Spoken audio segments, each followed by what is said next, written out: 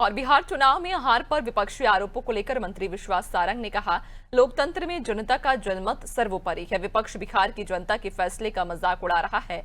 कांग्रेस और विपक्ष समाप्त हो चुके हैं, उन्हें आत्मचिंतन करना चाहिए। जिसने काम किया वही सरकार में आया। बिहार की जनता ने प्रधानमंत्री मोदी के विकास और नीतीश कुमार के सुशासन पर विश्वास जताया। जनजातीय गौरव दिवस पर उन्होंने कहा, आज देश भगवान बिरसा मुंडा को नमन कर रहा है। वे आजादी के महान क्रांतिवीर थे। वहीं फर्जी डिग्री मामले में एसटीएफ की कार्रवाई पर मंत्री ने कहा, कोई भी गड़बड़ी मिलेगी तो सख्त कार्रवाई होगी।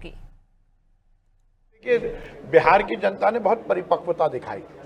नरेंद्र मोदी जी की डबल इंजन की सरकार की जो परिभाषा है उसको प्रतिपादित करने का काम बिहार की जनता ने किया। बिहार की जनता ने नरेंद्र मोदी जी के विकास और नीतीश सरकार के सुशासन को स्वीकार किया।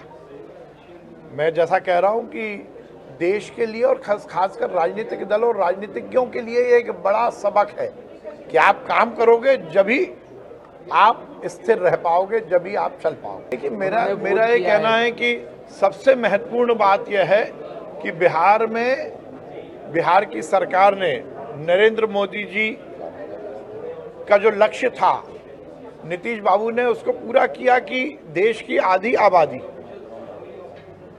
उसको प्रमुखता के साथ अवसर मिले विकास का।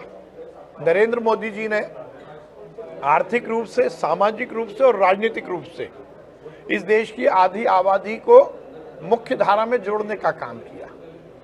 निश्चित रूप से हम यदि किसी विकसित राष्ट्र की बात करते हैं तो उसका पहला आयाम यही है कि हर वर्ग का विकास हो, हर वर्ग का कल्याण हो। और यही अवधारणा को नरेंद्र मोदी जी के नेतृत्व में भारतीय जनता पार्टी और एनडीए स्थापित कर रही है कि यदि कहीं भी कोई भी गड़बड़ मिलेगी तो उस पर सख्त कार्रवाई होगी।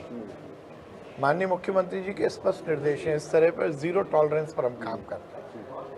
तो जो भी दोषी होंगे उन पर कार्रवाई होगी। इसको लेकर बड़ा अभियान भी चला रहे सर, एसटीएफ भी कार्रवाई कर रही है। मैंने यही कहा कि पूर्णतः ये सुनिश्चित किया जाएगा कि कहीं भी कोई यदि गड़बड़ है तो उस पर कार्रवाई होगी। आपने कहावत सुनी है, नाचना आवे आंगन टेढ़ा और खिसियानी बिल्ली खंबा नोचे।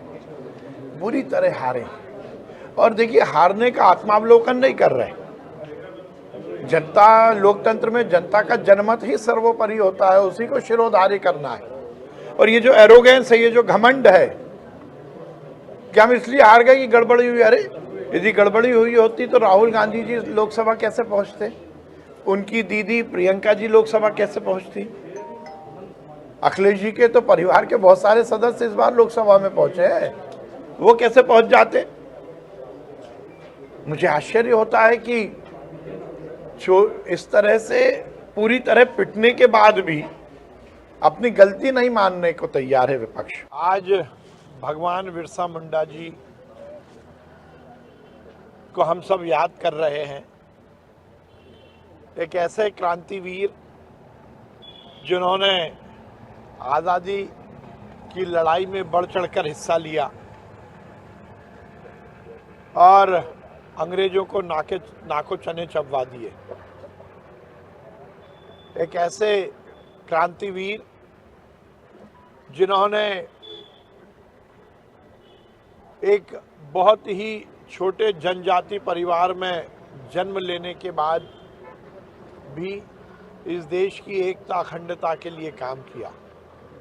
आज हम सब उनको नमन कर रहे हैं।